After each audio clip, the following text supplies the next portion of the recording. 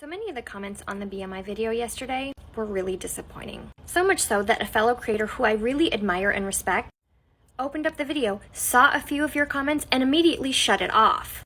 So it made it clear that we actually need to discuss the history behind the BMI and why it's such a problem. I didn't do the research myself. This is from Aubrey Gordon's article on the Medium. Read it or go listen to the Maintenance Phase podcast for more info. What we now know is the BMI began as something called Quetelet's Index. It was created by a man named Adolphe Quetelet. He was a Belgian astronomer/mathematician. He was doing work in an area called social physics, basically trying to find the key to understanding the human condition. So he started using data that the state gathered to quantify the population. This included height and weight measurements on men from France and Scotland.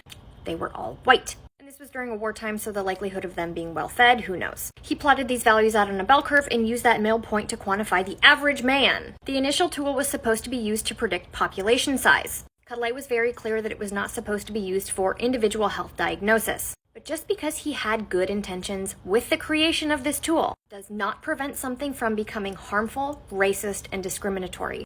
Just look at words. After his death, the Quetelet's Index started to be used by eugenicists to define what does normal look like. White, healthy, of an average build, not disabled. In the early 20th century, insurance companies got a hold of Quetelet's Index. They started using it to determine what they should charge their policyholders. Then decades later, doctors' offices started using it. As we reached the 50s and the 60s, physicians started using this as a tool to evaluate patients' health. Enter the 1970s and Aswaffle researcher Ancel Keys. They were looking for a better system than the BMI. He wanted to find a faster and more cost-effective way of measuring body fat in physician visits. So he conducted a study of 7,500 men from 5 different countries, mainly the United States, Finland, and Italy, and a small part Japan and South Africa, to create his cohort. This is what would later become the BMI. He's quoted in his study, his findings could not be suggested to be a representative sample of Bantu men in the Cape Province, let alone Bantu men in general.